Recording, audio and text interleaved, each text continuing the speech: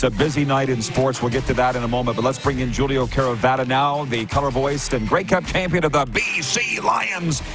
Jules, you're opening at home in week one. You're going home. You must be pretty happy. Lions at Argos on Sunday. Yeah, you're absolutely right, Roddy. I'm happy. I get to see Mama early in the season. It's usually not to the fall till I get a chance to see her. So I'm super excited about seeing my family. It's been a while. So Mama's going to have a nice little home-cooked meal for me and probably a nice little goodie bag for me to take home on the plane.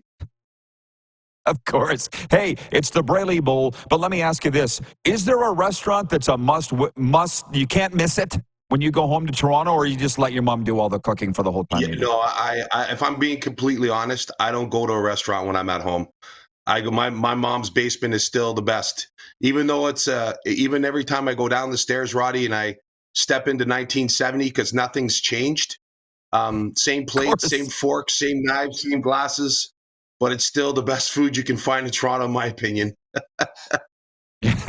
No doubt. Okay, so I don't know, the power rankings are fun. The odds are fun. North Star Bets has Winnipeg number 1, and I think they got Toronto, BC tied for the odds to come out. How do you feel about the front runners in the CFL right now? Most are saying it's Winnipeg. You okay with that, or do you want to say it's the Lions out of the gate? You know what, Roddy? Until someone knocks off Winnipeg, then I still believe that they're the best team right now. Clearly there's been some changes, and they've lost some people, and it's going to be interesting to see how the teams in the West and the teams across CFL are, how they've gotten better. There's no question that the Western Division's much better if you just look simply across the board at the quarterbacks, right? You need a quarterback to win. And so I think every team, in Saskatchewan with Trevor Harris, if he stays healthy, he's as good as any quarterback in the Canadian Football League. I know he's getting a little bit older, but still, he knows where to go with the ball. He always gets rid of it quickly. So if he stays healthy, they're going to be better. McLeod Bethel-Thompson in Edmonton instantaneously makes them better. I love the idea, too, of them with Trey Ford, him and Trey Ford kind of using Ford as a guy come in with different packages and really kind of change up the game because of his ability to run around. The Lions are, I think they're going to be right there. They've been close. They've been knocking on the door. It's going to be interesting to see if they can get over the hump. So right across the board, I think, all these teams all share the same hope, right? That they brought in the right pieces to put them over the hump and make them better. As far as the other side, I think, Toronto's obviously losing Chad Kelly is going to hurt.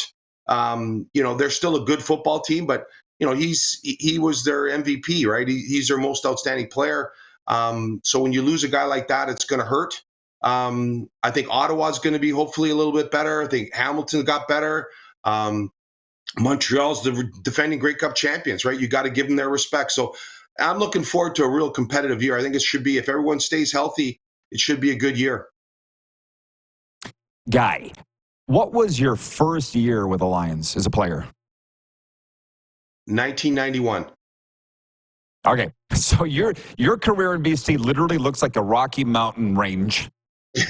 You've seen the rise, yes. the fall, the rise, the fall, now the rise. Yes. Right? Yes. So this Amar Doman, did he follow the Bobby Eccles blueprint, or how do you feel about or is it all, like Amar's getting all the credit?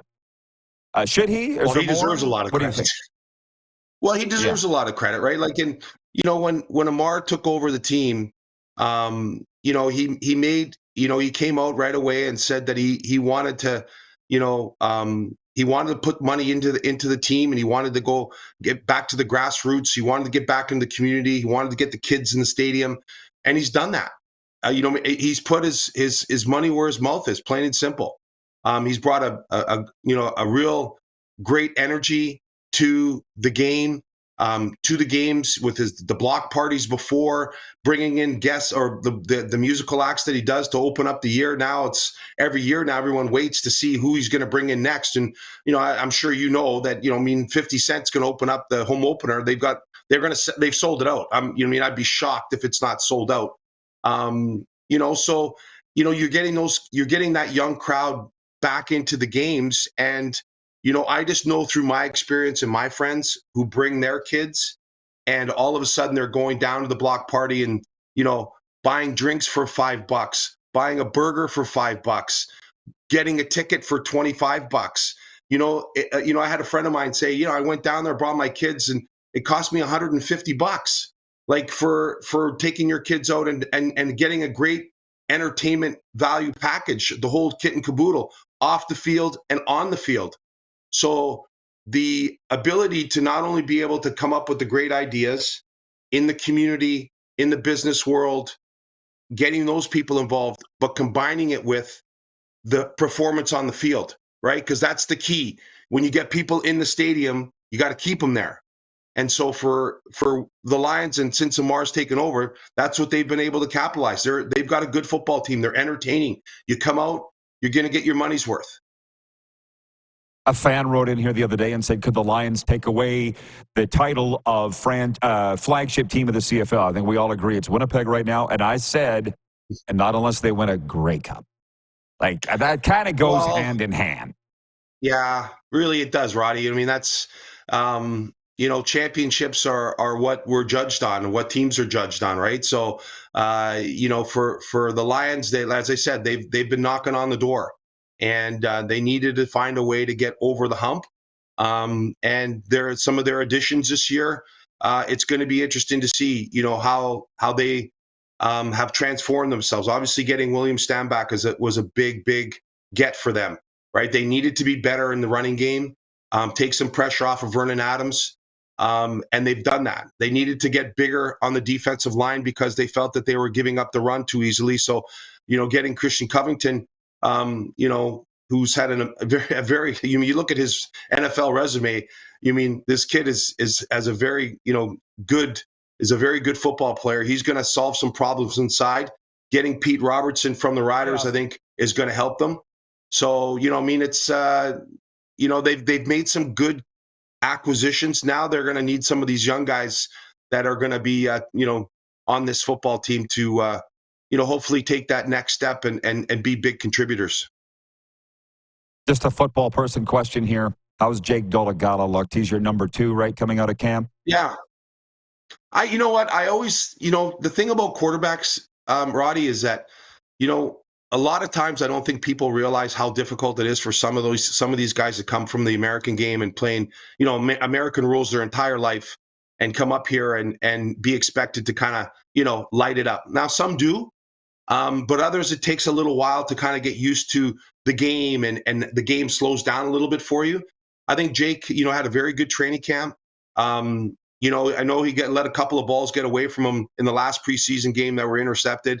But what I look at too is not only about, I look at the decision making, right? Like, where he was going with the football was where he should have been going, as opposed to trying to force a ball into where it shouldn't be going. And he overthrew a couple of balls, and they ended up getting picked off. But overall, I think he feels more and more comfortable with this offense. It's a little bit different than what he's used to.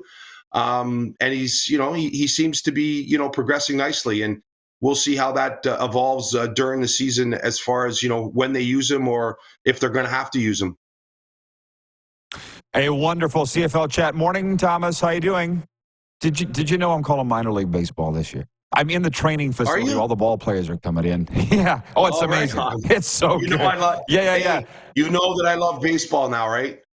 You know my history with baseball. Yeah. Well, you're an all-around athlete. You're an all-around athlete. That's what you are. I was on the Blue Jays ground crew. You remember that? Remember that? Oh, I didn't. Oh, God. Well, I wish we could. We're out of. What years? 1981 to 85. I was there when they won the American League East Championship in 85. What's your favorite sport? Is that your number 1 sport? Yeah. If I'm being totally honest.